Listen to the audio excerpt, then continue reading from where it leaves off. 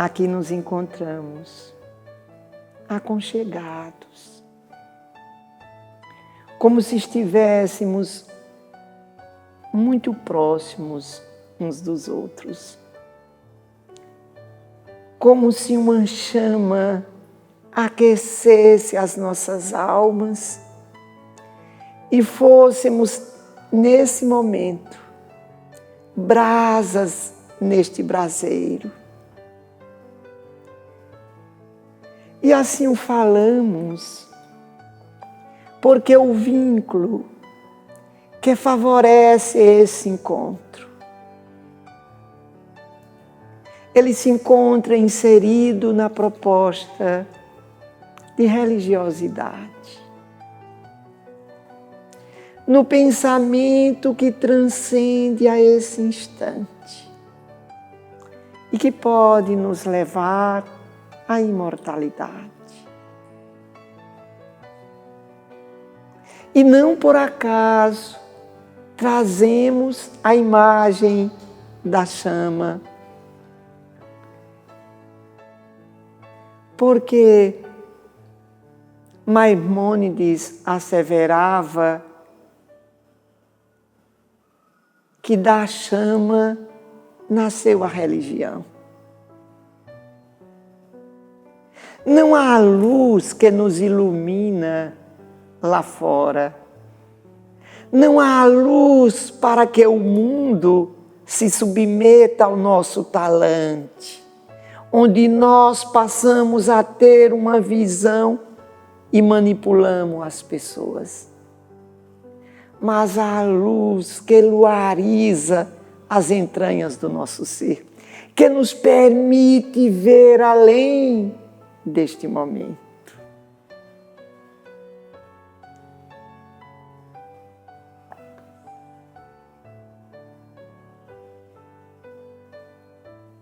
Os ensinos judaicos,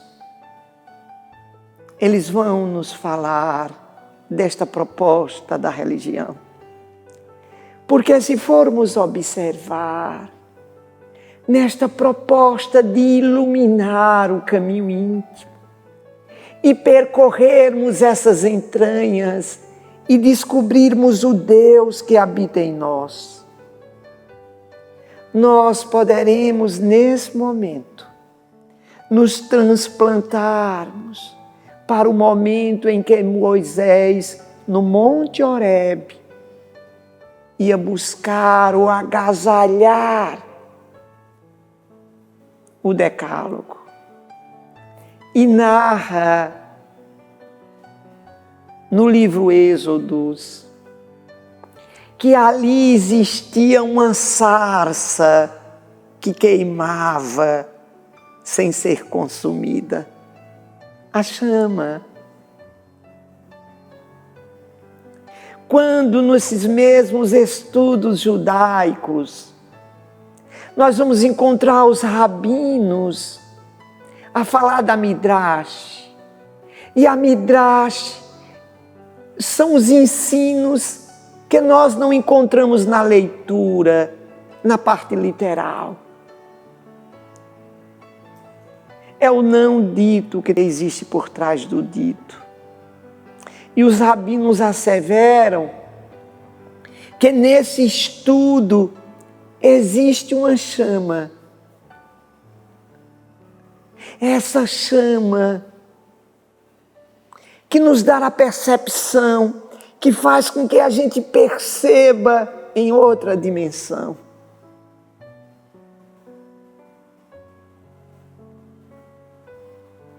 Ora, meus irmãos, se nós assim formos observar, existem outros enunciados, além dos ensinos judaicos, na tentativa de nos mostrar quem somos. Se nós nos permitirmos observar, vem ensinos dos mais distintos recônditos, porque o que é mais interessante, esses ensinos nos ensinam a vermos o outro a pensarmos no coletivo, muitas vezes em detrimento de nós mesmos. Eu sei que a partir desse instante já nos encontramos em um contraponto, mas a gente já fala disso. Se nós pegássemos uma expressão africana, Ubuntu, que diz assim: eu sou o que sou porque nós somos o que somos. Onde Nelson Mandela asseverava que o Ubuntu é uma proposta de vermos o coletivo, da gente ver o outro e tentar acolher, abraçar, cuidar. Se nós observarmos a proposta islâmica, e eu queria trazer,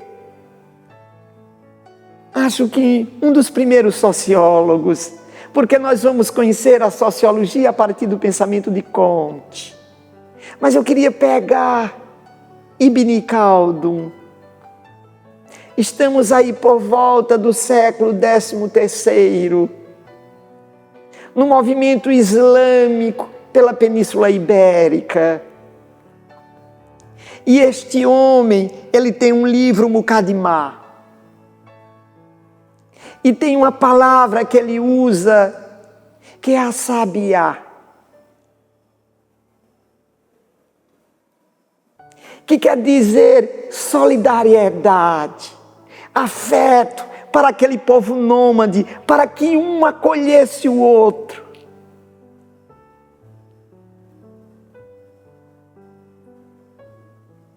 É-nos interessante pensarmos nessa proposta do coletivo. Porque se a religião vem da chama, se essa proposta é para despertar os nossos valores, nos lembremos da vinda do Cristo. E nesse instante eu queria trazer uma imagem lúdica, como se todos nós fôssemos velas e que nos faltasse a chama para acender. E o Criador pegou essa chama e soprou. E essa chama se espalhou pelo mundo. Nós chamaremos essa chama de Deus, Jesus. E essa chama não se apaga. Jesus é chama contínua divina, esparzida pela sociedade humana.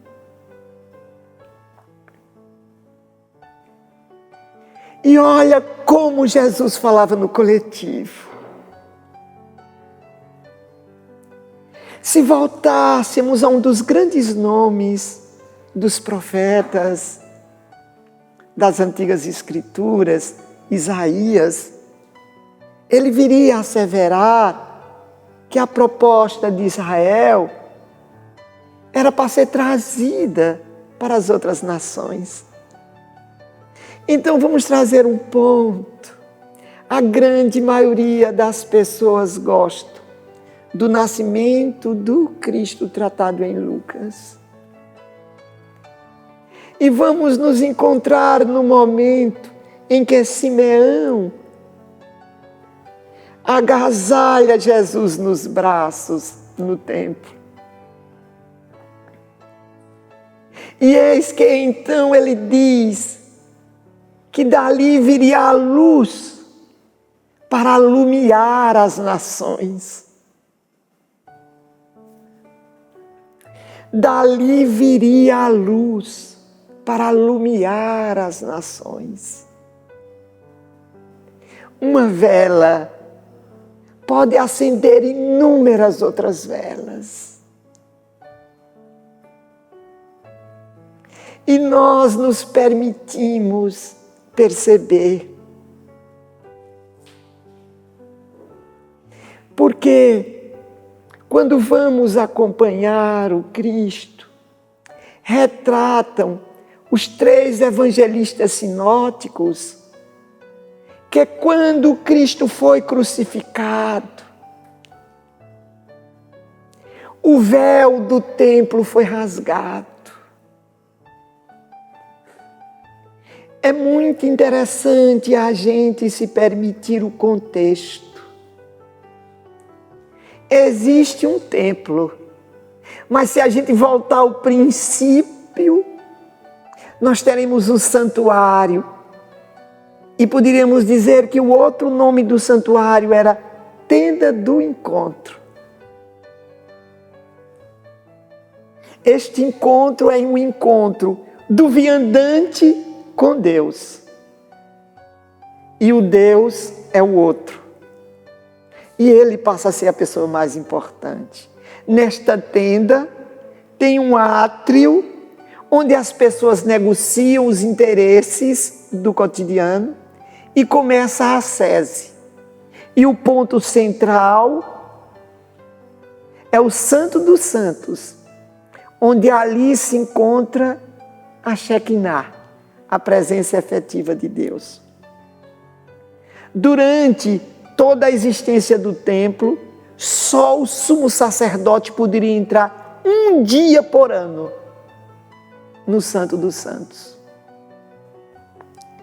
Quando Jesus morre, asseveram os evangelistas que aquele véu de 18 metros de altura e 12 centímetros de espessura foi rasgado.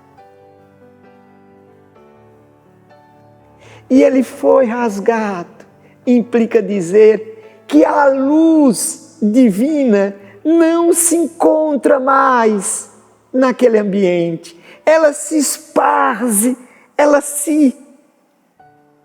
envolve toda a terra. É o Cristo esparzindo essa luz. E nós vamos encontrar Jesus dizendo aos seus discípulos que não se esconde uma cidade por sobre um monte, nem se acende uma lâmpada para colocá-la sobre o módio, sobre o alqueire, mas deve se colocar na parte mais alta da casa para iluminar a todos. Olha, meus queridos irmãos, uma das coisas que quando nós nos predispusermos a estudar os ensinos do Cristo, é entender uma dificuldade que nós temos. É porque nós somos de cultura grega, helênica, a racionalidade. Por que eu trago isso? Deixa eu trazer uma escola filosófica, a escola aristotélica, porque Aristóteles funda o Liceu, e como eram conhecidos seguidores de Aristóteles, de peripatéticos. O que isso quer dizer? Aqueles que caminhavam com abstrações ao meio, com elucubrações do pensamento, tentando descobrir a constituição das coisas, o formato, bem mais avançado do que a proposta dos sofistas. Mas convenhamos, Jesus, meus queridos irmãos, não fazia abstrações. Se nós mais adiante conheceremos os ensinos judaicos a partir da yeshiva, onde o mestre falava para os alunos sentados, na época do Cristo não. Na época do Cristo, Jesus caminhava ensinando. Como Jesus continua nos ensinando até hoje. O Cristo não sentou. O Cristo não se acomodou. Até hoje ele percorre as veredas ressequidas da nossa alma e tenta acender a chama do nosso ser. Porque esse ensino vem nos dizer que nós poderemos acender outras inúmeras velas e nós não acenderemos em nossas falas, mas em nossos atos. Porque nós temos nos perdido ao longo deste roteiro. Se formos observar, nós construímos uma casa e esta casa passa a ser uma referência da religião. Nós começamos a pertencer a casas de pedra, ao ponto de muitas vezes, especificamente os espiritistas, acreditarem que não pode se frequentar nem duas casas, só uma casa. E a gente vai só remontar um pouco. Igreja vem de eclesia. Eclesia é uma tentativa em latim de trazer as informações de Kahal, em hebraico. Kahal era uma reunião de homens livres. Homens livres que podiam ser escravos, mas eram livres para serem acesos. E muitas vezes a condição de escravos lhe dava uma condição de luarizarem inúmeras outras almas. Mas o que é que nós fizemos ao longo dos séculos? Porque essas assembleias, onde tinha um coordenador, o Kohelet, aquele que coordenava a reunião da Kahal, ele orientava em determinado assunto, mas eles, dispersos, traziam os ensinos para a sociedade. Nós criamos uma casa e começamos a atender a esta casa. E só temos a posição do cristão quando chegamos à casa. E poderíamos até adiantar. Muitas vezes nem na casa nos lembramos porque estamos na casa. Seja qual for o templo, muitas vezes a gente fica na porta. A porta do templo é como o átrio em torno do antigo templo, onde nós conversamos sobre as coisas mundanas, sobre o cotidiano. A gente cochicha no ouvido do outro. Foi ontem? Viu quem está aí? E a gente não presta atenção. Se nós fôssemos pegar uma palavra desses dias globalizados, a necessidade do mindfulness, atenção plena. E deixa eu dizer uma coisa para vocês. Em hebraico tem uma palavra chamada kavaná. Kavaná é como se fosse correção, direção. É como se fosse concentração. Nós costumamos chamar de devoção. Mas o rabino Abraham Yoshua Heschel, ele diz que kavaná é direcionar o pensamento para Deus, nosso Pai. Mas que não seja só o pensamento, que seja todo o ser em Deus. Se o Ocidente separa corpo e alma, o Oriente fala dimensões da alma e pede para que você se entregue. É você em oração, mas na oração você não está preocupado com as palavras, com o pensamento. Você está entregue a Deus. E o que é que nós temos feito com esta entrega? De que forma nós temos feito essa entrega a Deus? Porque, queridos irmãos, nos permitamos perceber o que temos passado. Nos permitamos perceber que chegamos até a acreditar que a nossa maior necessidade fosse o templo de pedra. E não quer dizer que no templo de pedra nós estamos com essa entrega total a Deus porque estamos ali dentro. Muitas vezes nós acreditamos que quando vamos a um templo cumprimos a nossa obrigação. Sem não entender a dedicação, a devoção, a felicidade de servir. Se formos observar essa trajetória do ser, porque o homem invariavelmente nós conquistamos o mundo lá fora. Mas uma das características dos aprendizados dessa pandemia é que nós descobrimos que tínhamos mais vida fora do que vida dentro.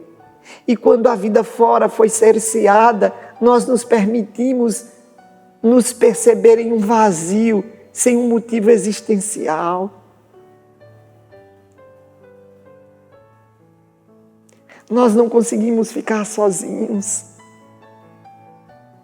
Nós não conseguimos essa conversa conosco mesmo.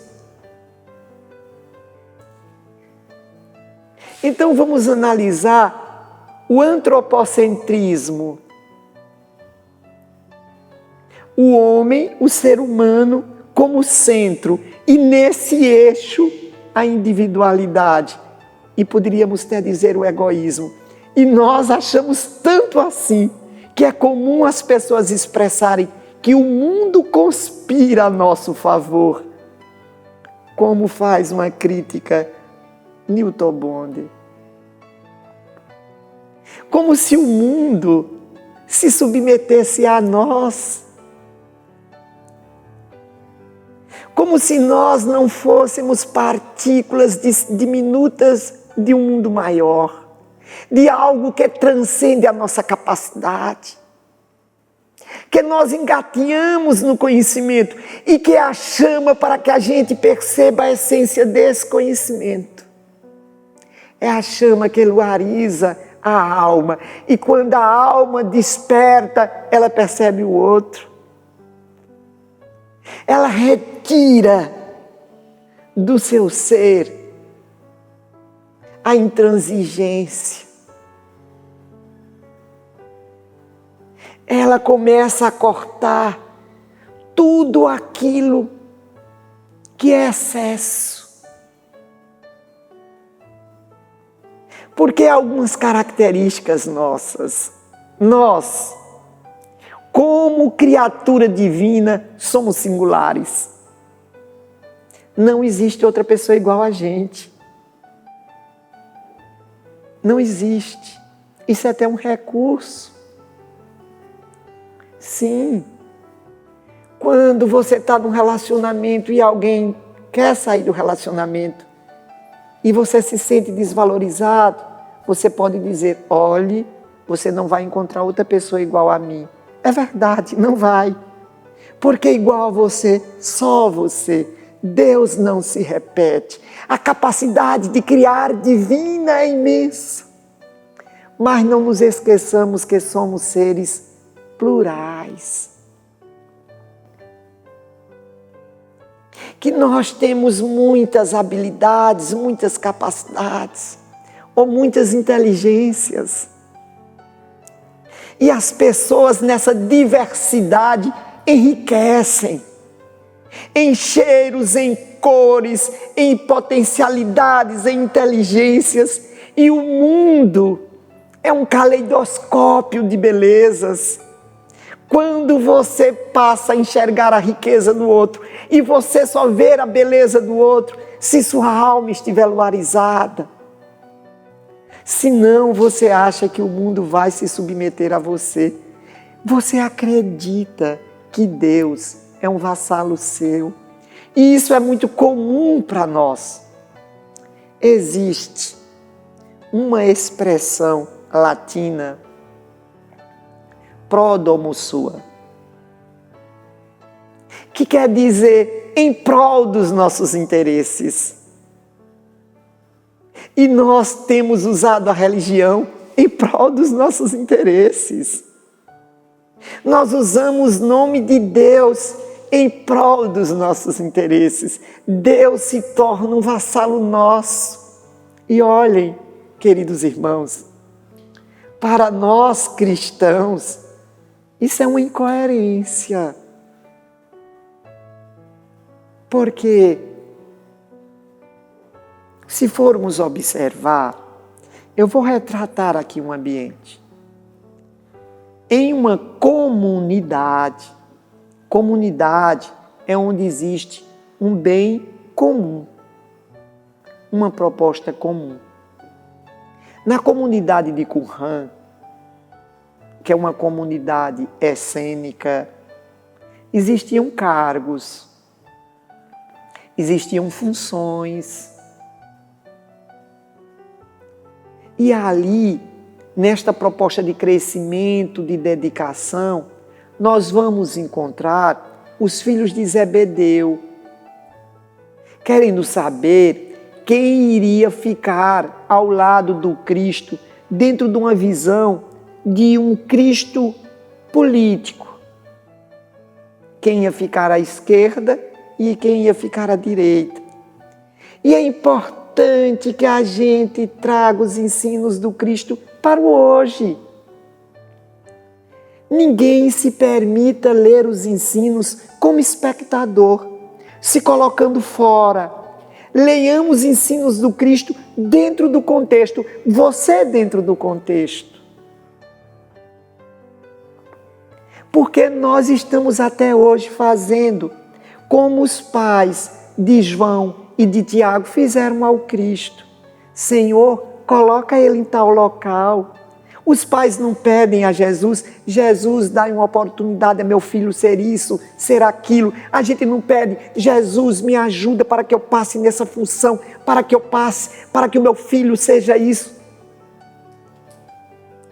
E a gente não entende a transitoriedade, a efemeridade. Porque Jesus dizia de que vale ganhares o mundo e perderes a alma. Aí o Cristo diz, olha, quem quiser ser o maior, que seja o servo de todos.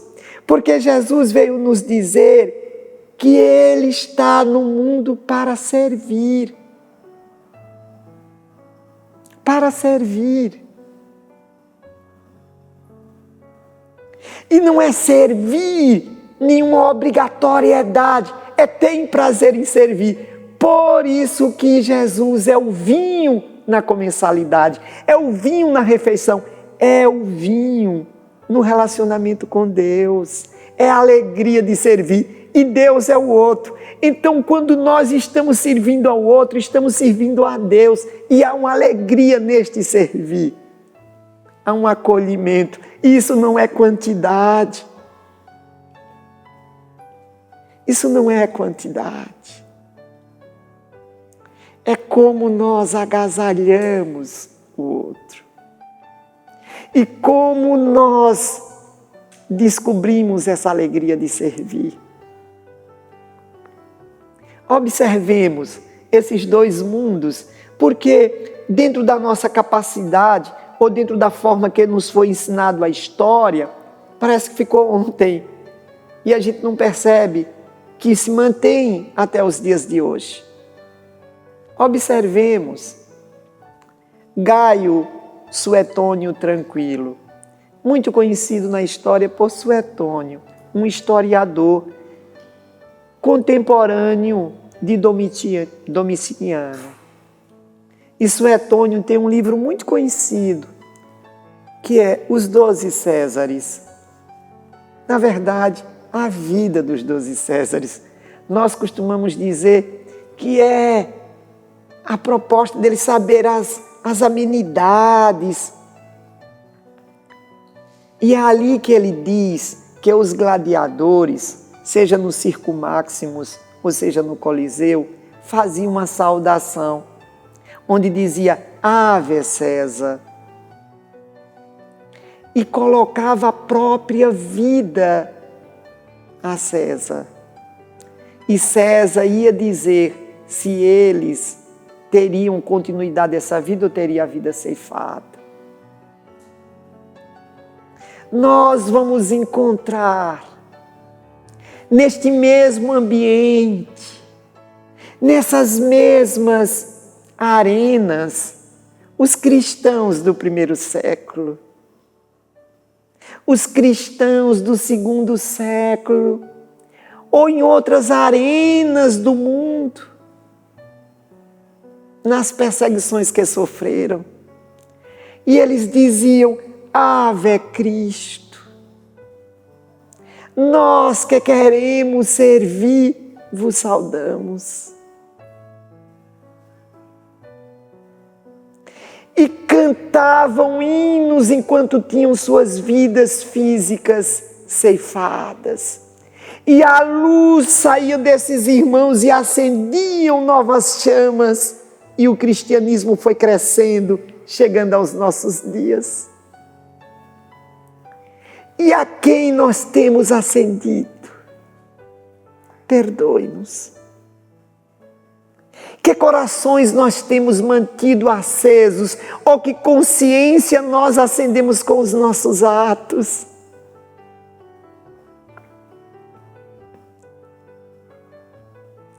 A terra passa por um momento muito difícil. A dor visita a todos nós, de uma forma próxima ou de uma forma mais distante. Mas onde nós temos que nós cantamos, que nós nos alegramos com a morte de outro.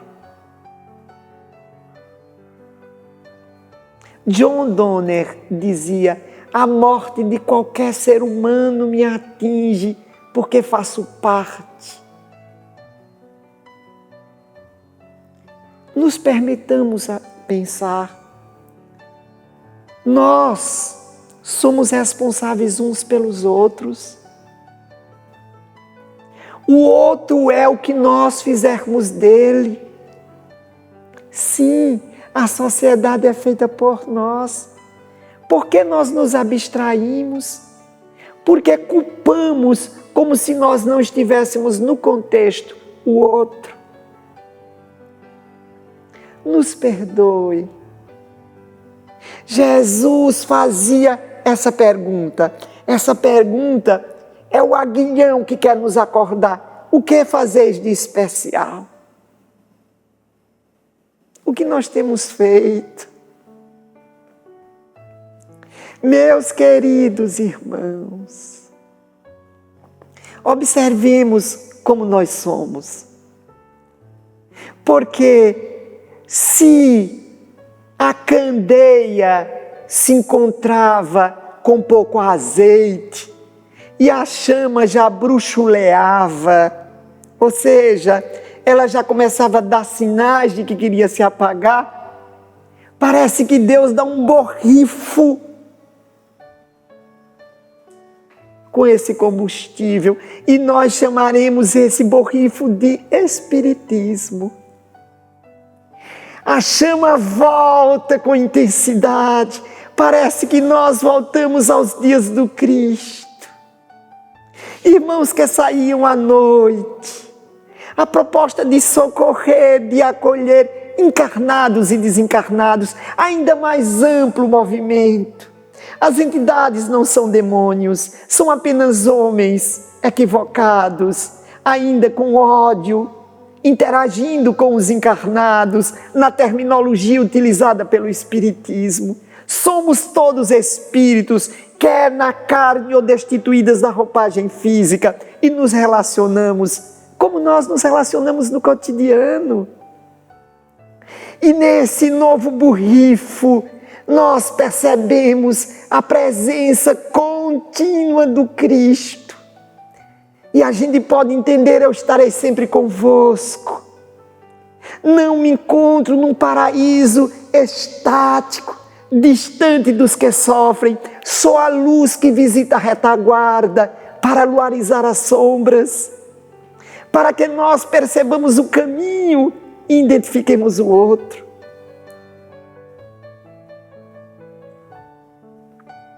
E vem-nos esse novo nome: caridade. E a caridade pede a Kavaná.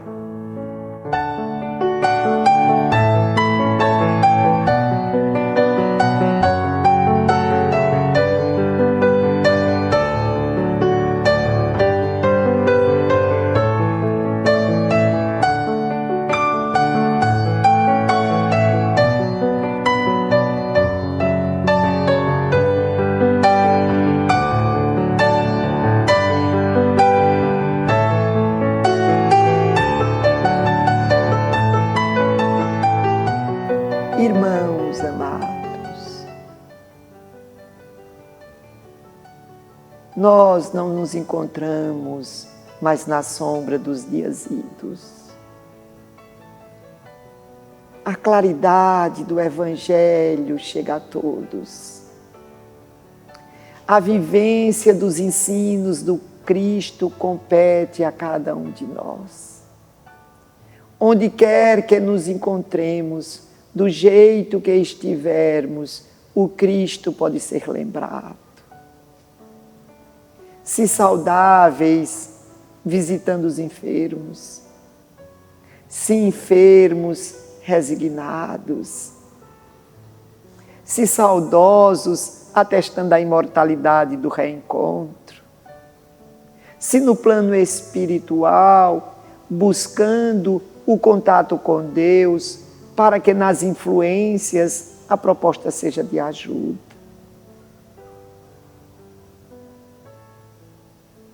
Se na solidão, mergulhando nos pensamentos, se tornando melhor.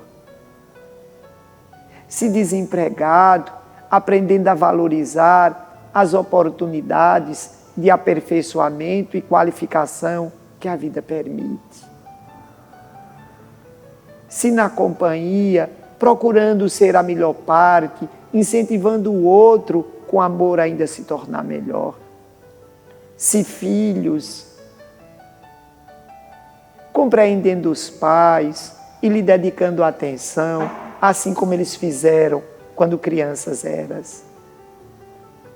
Se pais, identificando que mais do que capacitá-los para o mercado tão competitivo, ensinando-os a amar e falando da transitoriedade da carne e o que realmente importa. Onde quer que tu estejas, da forma que tu te encontres, tu tens a capacidade de iluminar o teu ambiente, fazendo com que o Cristo se faça presente. Então, não postergue, não procrastine. Não rogue a ajuda de Deus para melhorar e depois empenharás os teus esforços na construção de um mundo melhor. Se tu queres, quando ganhar, doar dinheiro, doa agora do teu esforço. Se não pode te levantar, faças uma oração. Da forma que tu estejas, procure auxiliar e construir um mundo melhor. Porque as nações são compostas por indivíduos e cada indivíduo, ainda que na transitoriedade da vida, na brevidade do tempo que se faz na carne, pode luarizar as outras almas com o exemplo que Deus lhe concedeu. Portanto, aproveite o momento, esse instante, de consciência desperta em Deus é teu. Faça dele uma oportunidade para a imortalidade e perceberás que, ainda que isso tenha lhe custado lágrimas, valeu a pena, porque esta conquista é para a imortalidade. Muita paz.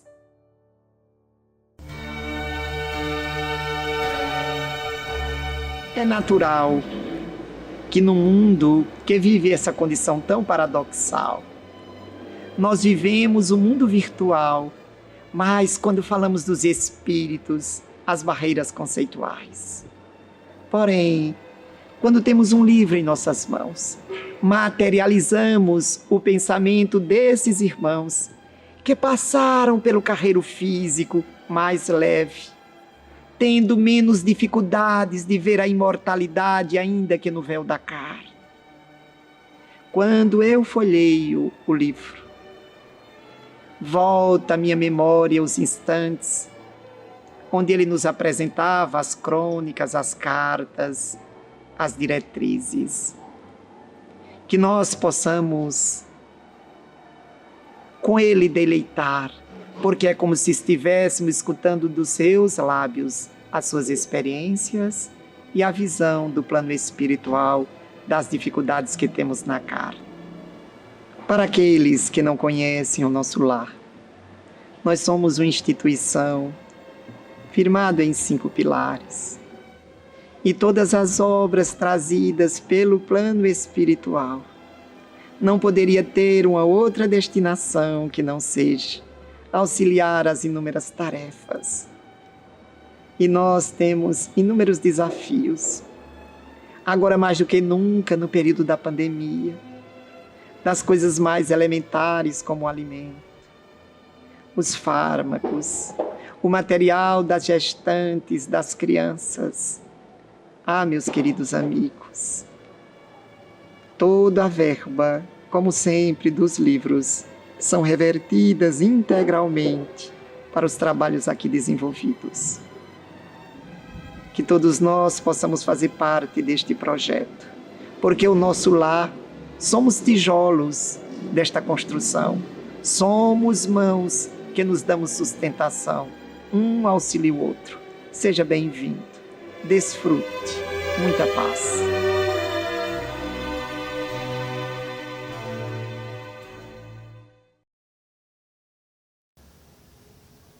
Vamos agora aos nossos passes. Pedimos que nos voltemos nesse instante em dedicação plena, onde nada mais importa senão esse contato com Deus. Que sejamos agora inúmeros pontos unidos, onde o Cristo acende a candeia, e que nós nos lembremos em Jesus de todos os angustiados, de todos os enfermos, de todos os que partiram, de todos os saudosos. Jesus querido, nesses dias de tanta angústia, nos dê a certeza que contigo encontraremos a capacidade de não somente superar, mas ainda ajudar. Nos deixe lembrar, Jesus, que estás conosco. Ó Mestre amado, ao nos lembrarmos que Tu silenciavas a tempestade, a paz se adentra em nossas almas, e eu consigo perceber que logo mais tudo passará, e nós contigo permaneceremos, porque o teu amor é contínuo, intérmino. Abençoa-nos o propósito de melhoria, hoje e sempre. Que assim seja.